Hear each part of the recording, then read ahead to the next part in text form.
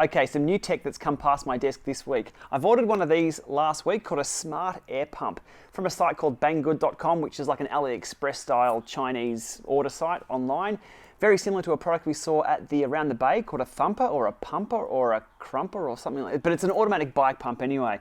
This one's suitable for inflation of basketball, football, mountain bike and road bicycle, rated up to 100 PSI. It feels like a battery's inside, haven't unboxed yet. So what we'll do now is open this up and see how it goes pumping up Vaughan's Roval 40 clincher and also my Stinger 90 tubular TT wheel. 100 PSI is probably not enough for a tubular, but we'll see how high this thing can actually go.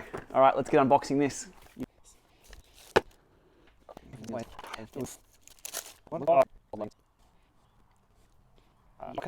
So what have we got in the box? We have the unit itself, which is pretty weighty.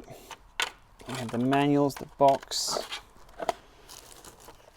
Okay, the adapter types. We have, looks like sort of sporty good type adapters. We have screw-ons. So that's obviously your football and your other type of ball. So that's those. As for which one the Presta valve is, that'll be over here, so we spin that around. Who needs manuals? Okay, that'll go in there. So let's turn this thing on and see what it does. Okay, so we can set it to different settings. I always work on PSI. Will it go over 100? That's the thing. No, okay, 100 PSI.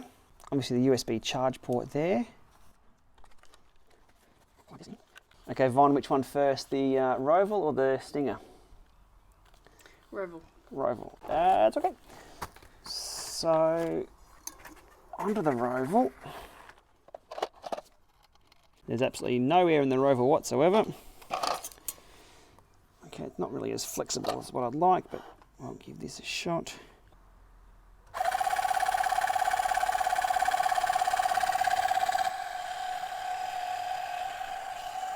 It's definitely pumping up.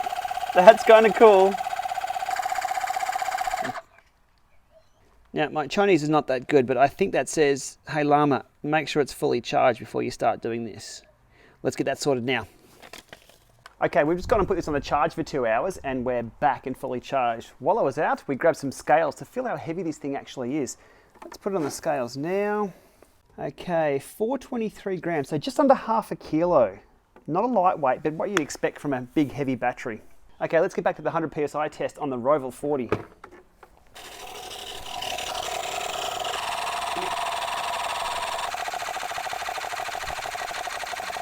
So there we go, 100 PSI. That took about 2 or 3 minutes to pump up, so it's not a quick activity, but it did get to 100. So I'm going to take it off now and put a track pump on here just to see if it did get to 100 or how close. The trick is, can I get this off without letting too much air out? Oh, not bad. That only let a small squeak of air out. Yeah, it feels about 100, but we need to science it a bit more than that. Okay, so 100 is right there. Look, pretty poor test with that gauge being a little dodgy in the connection here, but I think that was around 100 spot on.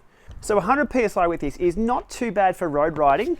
Cyclocross, mountain biking and just touring would be perfect. If you're only going to say 40 PSI or 60 PSI, that's no stress at all with one of these. So that's pretty good. So the next one is onto the tubular wheel that I use for my time trials. It doesn't have a screw-in valve, so we're gonna have to hold this on. I'll see how long my patience lasts holding this on for about 2 or 3 minutes to get it to 100 PSI.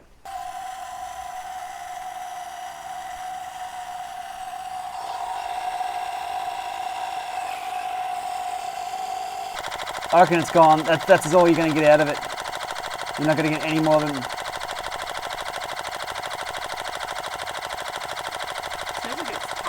Yeah, it's slowing down, so you're only going to get one.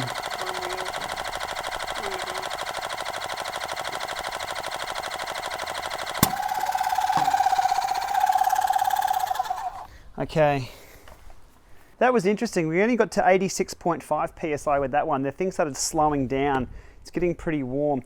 So the 100 PSI limit's probably pushing this thing to the max. Probably good for one tyre at 100 PSI and another at about 85 or so. So that's pretty disappointing. It started to really labour in the last pump up there. And that's 86 is nowhere near enough for a TT wheel. Look, it'll get you home in a time trial, but for a tubular, you're running at probably 105 to maybe 120 depending on the road conditions as well. So bit of disappointment for this on the road side of things. Okay, so there's our summary of the Smart Air Pump.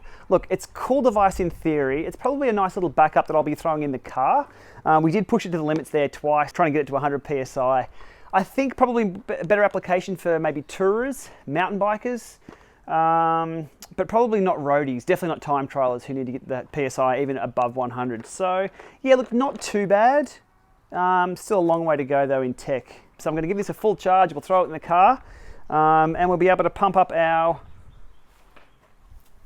basketballs, footballs, mountain bikes, and some road bicycles.